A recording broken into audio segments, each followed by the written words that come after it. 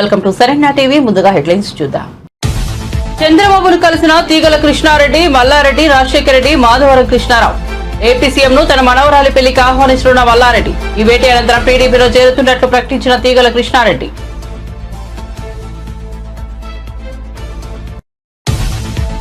సింగరేణి కార్మికులకు బోనస్ చెక్కుల పంపిణీ కార్యక్రమంలో పాల్గొన్న బట్టి విక్రమార్క. ప్రగతి భవన్ వేదికగా సింగరేణి కార్మికులకు బోనస్ చెక్కుల పంపిణీ. ప్రకటనలకై పరిమితం కాకుండా పండుగకు ముందే కార్మికులకు బోనస్ ఇవ్వడం సంతోషమని వెల్లడి. వైఎస్ జగన్ పుంగనూరు పర్యటన రద్దు వెల్లడించిన మాజీ మంత్రి పెద్దిరెడ్డి రామచంద్రారెడ్డి. కక్ష సాధింపు చర్యలు మానివేసి అభివృద్ధి పనులపై దృష్టి పెట్టాలని వ్యాఖ్య.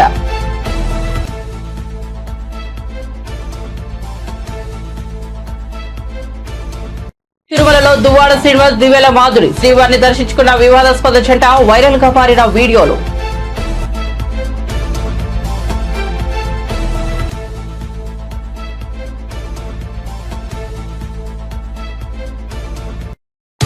వైసీపీ నేత నందిగం సురేష్ కు మరిన్ని చిక్కులు. 2020లో వెలగపూడిలో మరియమ్మ అనే మహిళ హత్య. ఈ కేసులో నందిగం సురేష్ ను కోర్టులో హాజరుపరిచిన పోలీసులు. ఈ నెల 21 వరకు రిమాండ్ విధించిన మంగళగిరి కోర్టు.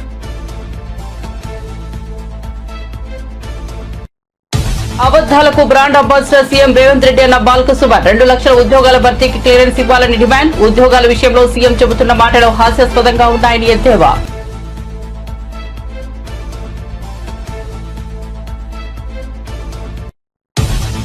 రెండు లక్షల పైబడి రుణమాఫీపై సమీక్ష. దసరా తర్వాత ఉంటుందన్న మంత్రి తుమ్మల. 25,000 కోట్ల రుణమాఫీ 10 నెలల్లో పూర్తయిందని వెల్లడి. మహారాష్ట్ర ఎన్నికల ప్రచారంలో ప్రధాని వ్యాఖ్యలు సరికాదని వ్యాఖ్య.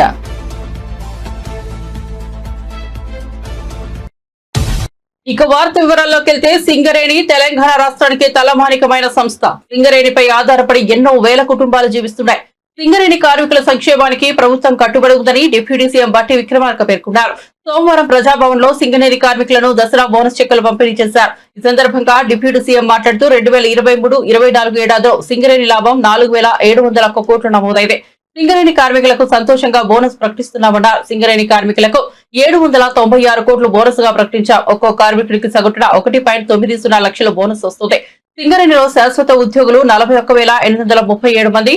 సింగరేణిలో ఒప్పంద ఉద్యోగులకు కూడా బోనస్ ఇవ్వాలని నిర్ణయించినట్లు ఆయన పేర్కొన్నారు. అలాగే రాష్ట్ర ప్రభుత్వం తరపున సింగరేణి కార్మికులకు అవసరమైన అన్ని సదుపాయాలను ఏర్పాటు చేస్తామని తెలిపారు. వైసీపీ అధినేత మాజీ సీఎం జగన్ పొంగునూరు పర్యటన రద్దు చేసుకున్నట్లు వెల్లడించారు. మాజీ మంత్రి వైసీపీ సీనియర్ నేత పెద్దిరెడ్డి రామచంద్రారెడ్డి చిన్నారి అశ్వియ అంజుమ్ హత్య నేపథ్యంలో ఈ నెల 9వ తేదీన అశ్వియ అంజుమ్ కుటుంబ సభ్యుల్ని పరామర్శించేందుకు పొంగునూరు పర్యటనకు సిద్ధమయ్యారు వైఎస్ జగన్. అయితే జగన్ పర్యటన రద్దు చేసుకున్నట్లు వెల్లడించారు పెద్దిరెడ్డి. చిన్నారి మృతి అందరినీ కలిచివేసిందన్న ఆయన, కర్నూలులోగా ప్రభుత్వం నిర్లక్ష్యంగా వ్యవహరిస్తుందని జగన్ పొంగునూరు రావాలనుకున్నారు. అయితే వైఎస్ జగన్ పర్యటన అనగానే హడావిడిగా 3 మంత్రులు పొంగునూరులో పర్యటించారు. పోలీసులు కూడా 3 దోషులను అరెస్టు చూపించారని, వారిని కఠినంగా శిక్షించాలని కోరుతున్నామన్నారు. ఈ నేపథ్యంలోనే పొంగునూరు పర్యటనను వైఎస్ జగన్ రద్దు చేసుకున్నట్లు వెల్లడించారు. జగన్మోహన్ రెడ్డి గారు 9వ తేదీ పొంగునూరుకి రావాల్సింది. మరి ఎంత లోపల నిన్న 3 మంత్రులు, ఇంకా తెలుగుదేశం పార్టీకి సంబంధించిన శాసనసభ్యులందరూ కూడా వచ్చి వివరాలన్నీ కూడా పోలీసుల ద్వారా తెలుసుకొని వివరాలన్నీ కూడా తెలియజేయడం జరిగింది. దోషులను పట్టుకోవడం జరిగింది. మరి జగన్మోహన్ రెడ్డి గారి ప్రోగ్రాం తెలిసిన వెంటనే ప్రభుత్వం స్పందించి చర్యలు తీసుకోవడం, మరి ఆ దోషులను కూడా కఠినంగా శిక్షించాలని చెప్పి మేము కోరుతా ఉన్నాం. మరి జగన్మోహన్ రెడ్డి గారు ఈ సందర్భంగా ఈ దోషులందరూ కూడా దొరికారు. మంత్రులందరూ కూడా స్పందించి పొంగునూరుకు వచ్చి అవన్నీ కూడా ప్రకటన చేశారు. అందుచేత 9వ తేదీ జరిగే కార్యక్రమాన్ని రద్దు చేసుకోవడం జరిగింది. ఏమైనా దోషులను మాత్రం కఠినంగా శిక్షించాలా, ఇలాంటివి రాష్ట్రంలో పునరావృతం కాకూడదని చెప్పి మరీ నేను కోరుతా ఉన్నాను. అంతే కదా. లేనిపోయిన ఆరోపణలు చేస్తా ఉన్నారు సార్. కనీసం వాళ్ళు భద్రత లేదు. కేవలం జగన్మోహన్ రెడ్డి పర్యటన ఉందనగానే వాళ్ళు కాగమేఘాలతో వచ్చారు. దీన్ని ఏ విధంగా చూడాలంటే అదే చెప్పాను కదా, జగన్మోహన్ రెడ్డి గారు వస్తారు, ఇదేదో పెద్ద ఇష్యూ అవుతుంది రాష్ట్రంలో అని చెప్పి స్వయాన ముఖ్యమంత్రి గారితో కూడా మాట్లాడించారు చనిపోయిన అమ్మాయి తండ్రిని. మరి ఇంత శ్రద్ధ గతంలో తీసుకోవాలంటే కర్నూలులో జరిగిన అప్పుడే తీసుకోవాలంటే ఇది పునరావృతం అయ్యేది. ఎవరైనా తప్పు చేయాలంటే భయపడే పరిస్థితి ఉండేది. మరి ఇప్పటికైనా కానీ ప్రభుత్వం స్పందించి చేసింది కాబట్టి ఇలాంటి పునరావృతం కాకుండా చూడాల్సిన బాధ్యత ప్రభుత్వాన్ని అని చెప్పి కోరుతా ఉన్నాను.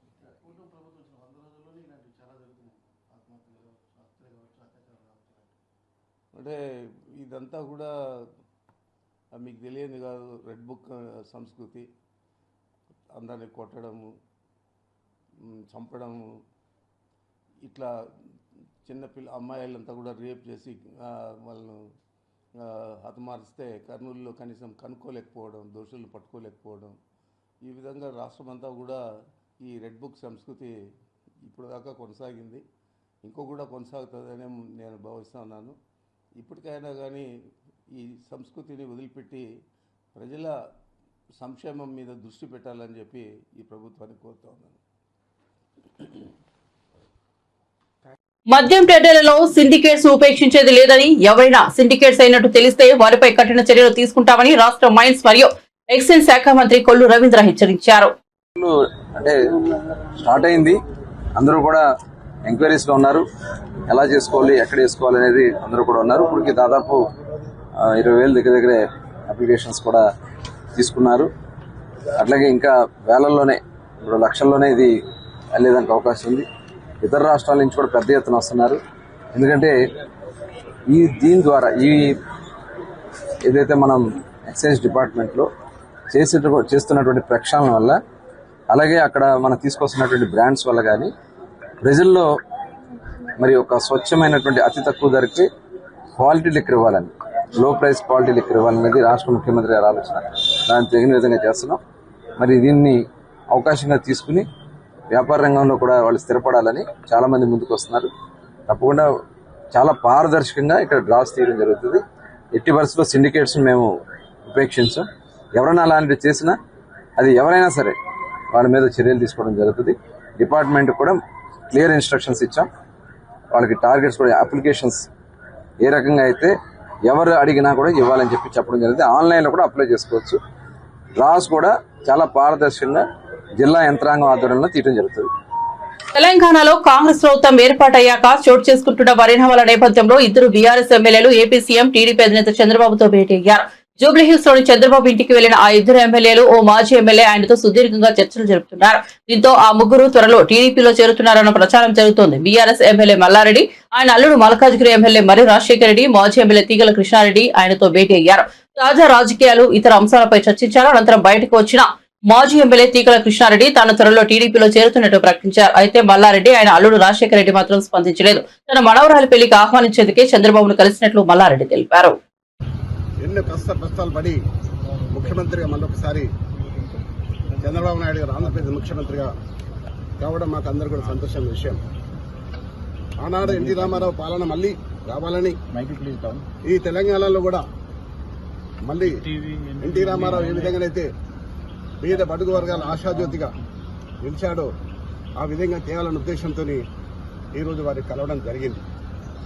అంతేకాదు ఈరోజు హైదరాబాద్ నగరం ఇంత సుందర నగరంగా తీర్చిదిద్దామంటే ఆనాడు నన్ను మేయర్గా చేసిన చంద్రబాబు నాయుడు గారు, ఆయన ముఖ్యమంత్రిగా ఉన్నప్పుడే హైదరాబాద్, సికింద్రాబాద్, హుస్సేన్ సాగర్తో పాటు ఈరోజు సైబరాబాద్ సిటీ తీసుకొచ్చింది కూడా చంద్రబాబు నాయుడు గారు. దానికి ఎవరు కాదనలేదు, సాక్ష్యం నేనే.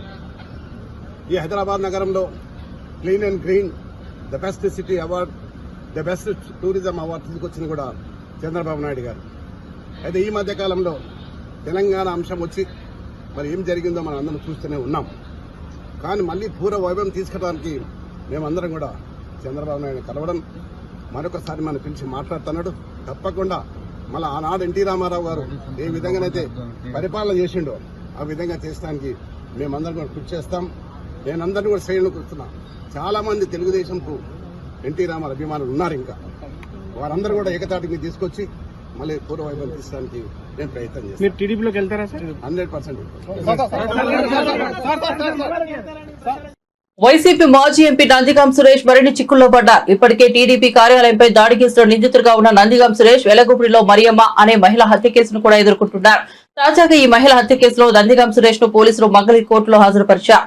విచారణ అనంతరం కోర్టు సురేష్ కు అక్టోబర్ 21 వరకు రిమాండ్ విధించింది. టీడీపీ ఆఫీసుపై దాడి కేసులో అరెస్ట్ అయ్యి గుంటూరు జైల్లో ఉన్న నందిగం సురేష్ ను పోలీసులు తాజాగా మహిళ హత్య కేసులో అరెస్ట్ చేశారు. 2020లో తుళ్లూరు మండలం వెలగపూడిలో మరియమ్మ అనే మహిళ హత్యకు గురైంది. ఆ హత్యకు సంబంధించి ఇటీవల పోలీసులు పీటీ వారెంట్ కోరగా కోర్టు అనుమతించింది.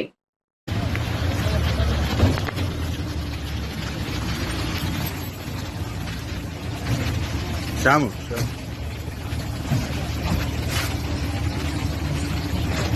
మనోడు కప్పుకోము శ్యాము శ్యాము అన్న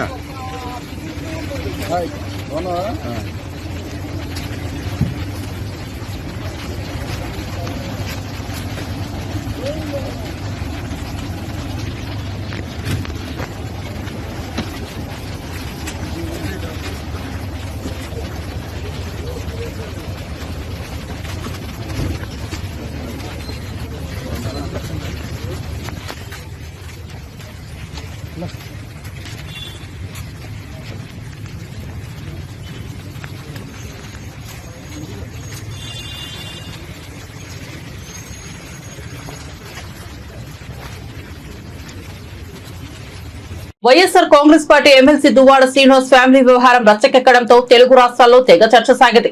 ఓవైపు దువ్వాడ వాణి, మరోవైపు దివ్యల మాధురి మధ్యలో దువ్వాడ శ్రీనివాస్ ఇలా హాట్ గా మారింది ఎపిసోడ్. దువ్వాడ కొత్త ఇంటి విషయంలోనే వివాదం చెలరేగిందనే చర్చ సాగింది. ఈ ఇంటి ముందు దువ్వాడ వాణి తన కూతుర్లు బంధువులతో సహా ఆందోళనకు దిగితే ఏకంగా ఆ ఇంటికే ఎంట్రీ ఇచ్చింది మాధురి.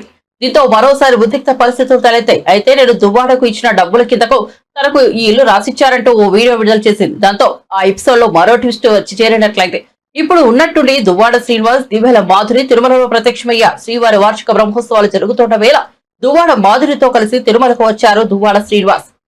దువ్వాడ శ్రీనివాస్, మాధురి ఓ ఎలక్ట్రిక్ స్కూటర్ పై తన ఇంటి ఆవరణలో చక్కర్లు కొట్టిన ఓ వీడియో సోషల్ మీడియాలో వైరల్ గా మారింది. అది స్కూటర్ ను ప్రమోట్ చేసేందుకు చేసిన వీడియో అయినా రకరకాల ఆడియో సాంగ్స్ యాడ్ చేసి సోషల్ మీడియాలో వైరల్ గా మార్చేశారు నెటిజన్లు. ఇక ఇప్పుడు తిరుమలలో దువ్వాడ శ్రీనివాస్, మాధురి ప్రత్యక్షమయ్యారు. శ్రీవారిని దర్శించుకుని తిరుమాడ వీధుల్లో తిరుగుతున్న వీడియోలు, ఫోటోలు ఇప్పుడు సోషల్ మీడియాను షేక్ చేస్తున్నాయి. ఇంతకాలం గుట్టుగా ఉన్న వాళ్ళు ఇప్పుడు మరింత రెచ్చిపోతున్నారంటూ కామెంట్లు పెడుతున్నారు నెటిజన్లు. ఇక దాచేదేమీ లేదు, అంతా ఓపెన్ అంటున్నారు. కాగా గతంలోనూ దువ్వాడ శ్రీనివాస్, దివ్యల మాధురిలు పలు ఆలయాలకు కలిసి వెళ్లిన విషయం తెలిసిందే. కానీ ఇప్పుడు తిరుమలలో ఈ జంట వీడియోలు వైరల్ అవుతున్నాయి. వచ్చాను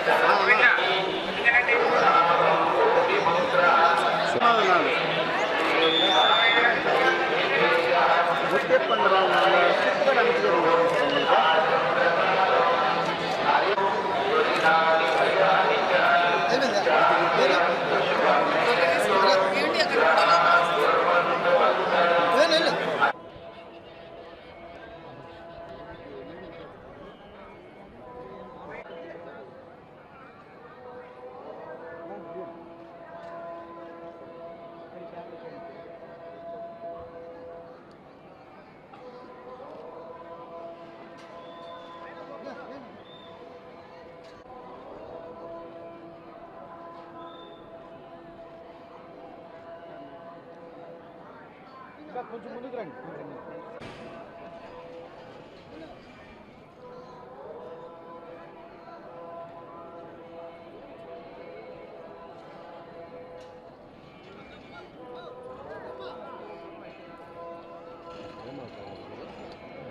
బ్రహ్మోత్సవాల కోసం మాట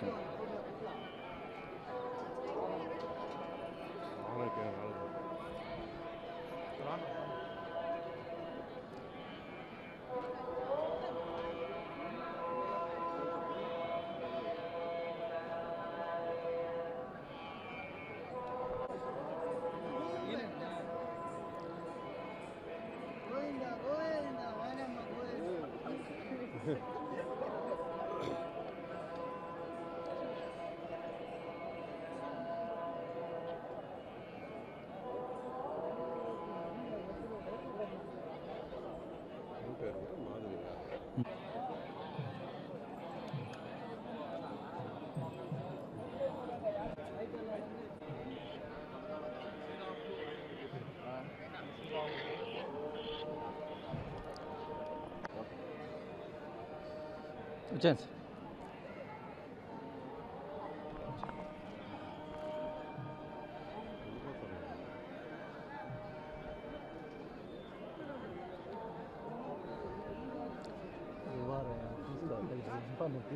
సార్ ఒక్క నిమిషం సార్.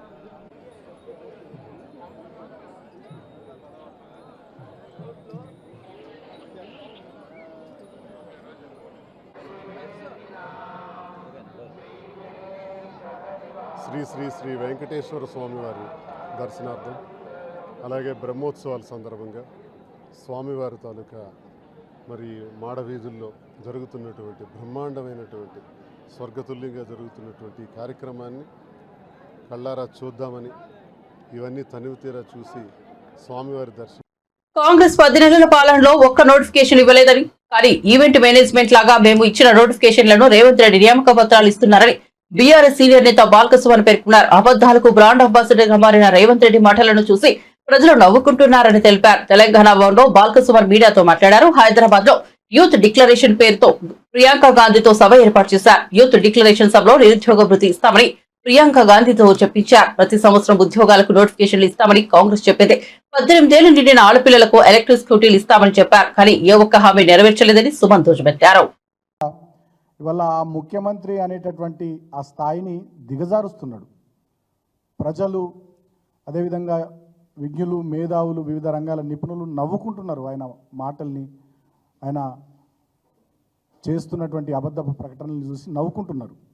ముఖ్యంగా ఆనాడు అసెంబ్లీ ఎన్నికల సందర్భంలో ఆనాడు ప్రదేశ్ కాంగ్రెస్ కమిటీ అధ్యక్షుడిగా రేవంత్ రెడ్డి, అదేవిధంగా ఆనాడు కాంగ్రెస్ లెజిస్లేచర్ పార్టీ నాయకులుగా బట్టి విక్రమార్క గారు 6 గ్యారంటీ కార్డుల మీద సంతకాలు పెట్టి వాళ్ళు ఊరూరా ప్రచారం చేశారు.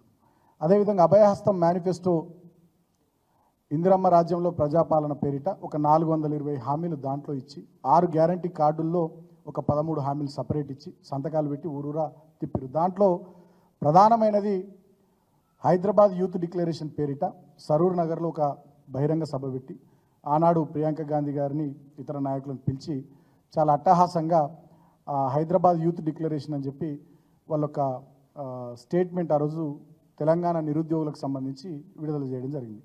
దీంట్లో ప్రధానంగా వాళ్ళు చెప్పింది ఏంటంటే, మొదటి ఏడాదిలోనే 2 లక్షల ప్రభుత్వ ఉద్యోగాల భర్తీ, మొదటి ఏడాదిలోనే SC ST BC minority backlog పోస్టుల భర్తీ, ప్రతి ఏడాది జూన్ 2 నాటికి అన్ని శాఖల్లోని ఖాళీలతో జాబ్ క్యాలెండర్ ప్రకటించి సెప్టెంబర్ 17 లోపు నియామకాల పూర్తి, నిరుద్యోగ యువతకు ఉద్యోగ ఉపాధి అవకాశాలను కల్పించే వరకు ప్రతి నెల 4,000 రూపాయల నిరుద్యోగ భృతి. అదేవిధంగా దీంట్లోగా నిరుద్యోగ నిర్మూలన కింద ఒక సెంట్రలైజ్డ్ ఆన్లైన్ రిజిస్ట్రేషన్ పోర్టల్ని ఏర్పాటు చేస్తామన్నారు. ఇక ప్రతి జిల్లాల్లో స్కిల్ డెవలప్మెంట్ సెంటర్లను పెడతామని చెప్పినారు. తెలంగాణలో ప్రైవేట్ కంపెనీల్లో 75% రిజర్వేషన్లు తెలంగాణ యువతకు కల్పిస్తామని చెప్పారు. యూత్ కమిషన్ ఏర్పాటు చేసి యువతకు 10 లక్షల రూపాయల వరకు వడ్డీ లేని రుణాన్ని ఇస్తామని చెప్పినారు. ఇట్లా ఇంకా అనేక రకాలైనటువంటి విషయాలు. 2 లక్షలకు పైబడి రుణమాఫీపై మంత్రి తుమ్మల నాగేశ్వరరావు గుడ్ న్యూస్ చెప్పారు. రుణమాఫీ ప్రక్రియ ఇంకా ప్రాసెస్ లో ఉందని అన్నారు. దసరా తర్వాత 2 లక్షల పైబడి రుణం ఉన్న వాళ్లపై సమీక్ష నిర్వహిస్తామని మంత్రి తెలిపారు. గాంధీ భవన్ లో మంత్రి తుమ్మల నాగేశ్వరరావు ముఖాముఖి కార్యక్రమంలో పాల్గొన్నారు. మహారాష్ట్రలో ఎన్నిక ప్రచారంలో ప్రధాని మోదీ చేసిన వ్యాఖ్యలు సరికాదన్నారు. 10 నెలల కాలంలోనే 25,000 కోట్ల రూపాయలు రైతులకు రుణమాఫీ చేశామన్నారు. ఉద్యోగులకు జీతాలు ఇవ్వలేని స్థితికి రాష్ట్రాన్ని తీసుకొచ్చింది గత ప్రభుత్వం వెనుబడ్డారు. అలాంటి పరిస్థితుల్లో కూడా 25,000 కోట్ల రూపాయలు రుణమాఫీ చేశామన్నారు. గత ప్రభుత్వం ఇవ్వని రైతు బంధును కూడా ఇచ్చామన్నారు.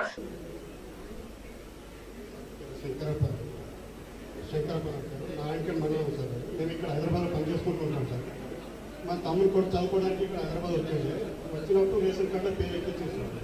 ఆయన 1900 కూడా పంచాయత్ సెక్రటరీ ఉద్యోగం వచ్చింది, ఇంటికి వెళ్ళిపోయాడు, పెళ్ళి పిల్లలు. ఇప్పుడు రుణమాఫీ గురించి మీ ఇంట్లో గవర్నమెంట్ ఉద్యోగం నుంచి లేదా రాదని చెప్పేసి పెట్టేసి ఇక్కడ పోతున్నట్టు సైట్ బ్లాక్ చేసాడు.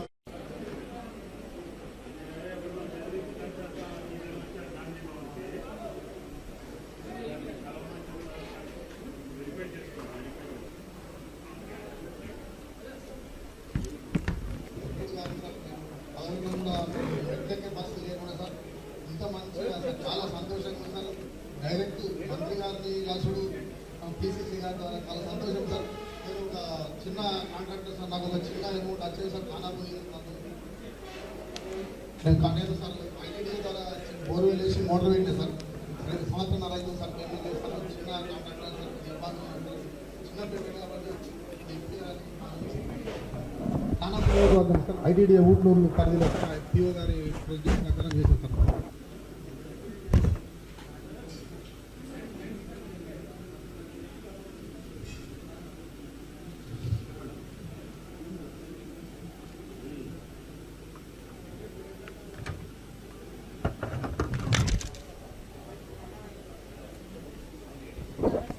నా పేరు మహేశ్వరి.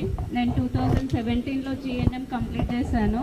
నేను అప్పటి నుంచి జాబ్కి అప్లై చేస్తూనే ఉన్నాను, కానీ నాకు ఎటువంటి రాలేదు జాబ్. నాకు పేరెంట్స్ లేరు, నాకు 2 పిల్లలు, నాకు 2 చెల్లెళ్ళు, తమ్ముళ్ళు, రెంట్ హౌస్. నేను చాలా కష్టపడుతున్నాను. అసలు నాకు హస్బెండ్. తిరుమల లడ్డూపై మంత్రి సంధ్యారాణి కీలక వ్యాఖ్యలు చేశారు. గత 5 ఏళ్లలో లడ్డూల అపవిత్రం జరిగిందా అనేది భక్తులే చెబుతారని కోర్టులో అవసరమని ఆమె అన్నారు. బ్రహ్మోత్సవాల్లో భాగంగా ఆమె శ్రీవారిని దర్శించుకున్నారు. ఈ సందర్భంగా సంధ్యారాణి మాట్లాడుతూ 5 ఏళ్లకు ముందు ఏ ప్రభుత్వంలోనూ లడ్డూలో కల్తీ జరగలేదన్నారు. లడ్డూను చూస్తే వెంకటేశ్వర స్వామిని చూసినంత ఆనందం కలుగుతోందన్నారు. అలాంటి లడ్డూ తయారీలో పూర్తి బాధ్యతలు తీసుకోవాలని సూచించారు. గడిచిన 5 ఏళ్లతో పోలిస్తే ఇప్పుడు లడ్డూ నాణ్యత బాగుందని మంత్రి సంధ్యారాణి తెలిపారు.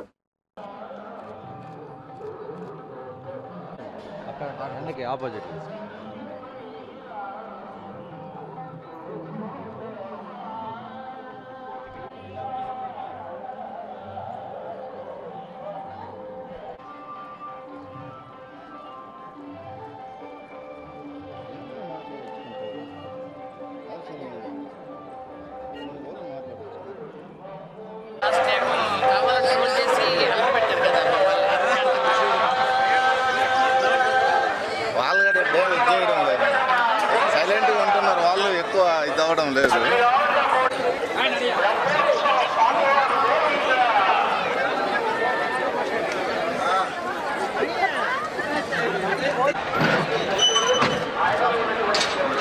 నేను కొంచెం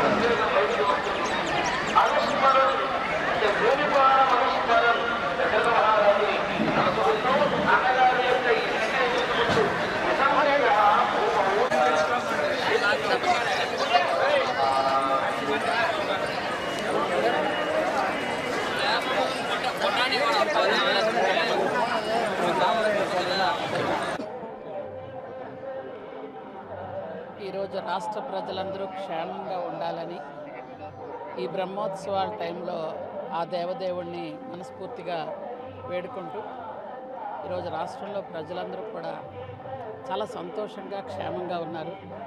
ముఖ్యంగా దేవుడికి జరిగినటువంటి ఏ అపచారం అయితే ఉందో, ఎందుకంటే దీనికి సుప్రీంకోర్టులో హైకోర్టులో ఏవి కూడా సామాన్య భక్తులే మనకి క్లియర్గా చెప్తున్నారు. ఇంతకు పూర్వం లడ్డు ఎలా ఉండేది, ఇప్పుడు లడ్డు ఎలా ఉండేది.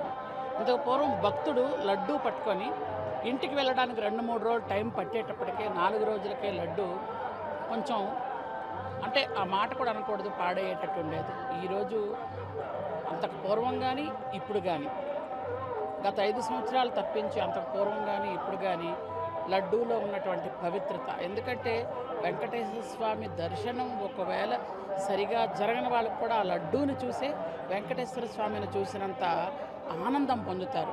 కాబట్టి అట్లాంటి లడ్డూ తయారీలో పూర్తి జాగ్రత్తలు తీసుకోవాల్సినటువంటి బాధ్యత మనందరి మీద ఉంది. కాబట్టి మనందరం కూడా ఆ స్వామి తాలూకా కృపకి పాత్రుడు అవ్వడానికి కోసం మనందరం కూడా కృషి చేయాలని మిమ్మల్ని కోరుకుంటున్నాను. Thank you. ముగించే ముందు హెడ్లైన్స్ మరోసారి చూద్దాం. చంద్రబాబును కలిసిన తీగల కృష్ణారెడ్డి, మల్లారెడ్డి, రాజశేఖర రెడ్డి, మాధవరం కృష్ణారావు. ఏపీ సీఎంను తన మనవరాలి పెళ్లికి ఆహ్వానిస్తున్న మల్లారెడ్డి. ఈ భేటీ అనంతరం టీడీపీలో చేరుతున్నట్లు ప్రకటించిన తీగల కృష్ణారెడ్డి.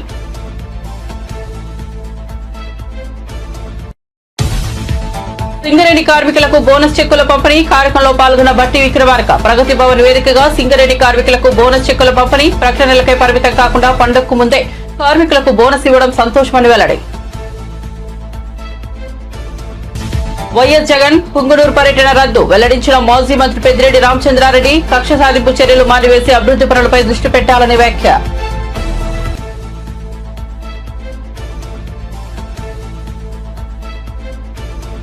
తిరుమలలో దువ్వాడ శ్రీనివాస్, దివ్యల మాధురి శ్రీవారిని దర్శించుకున్న వివాదాస్పద జంట. వైరల్ గా పారిన వీడియోలు.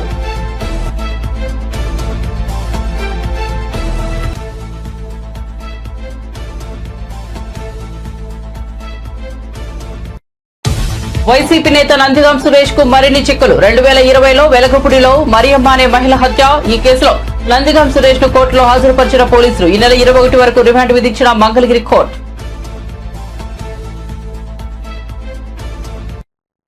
అబద్దాలకు brand ambassador CM Revanth Reddy అన్న బాల్క సుమన్ 2 లక్షల ఉద్యోగాల భర్తీకి క్లియరెన్స్ ఇవ్వాలని డిమాండ్. ఉద్యోగాల విషయంలో సీఎం చెబుతున్న మాటలు హాస్యాస్పదంగా ఉన్నాయని ఎద్దేవా.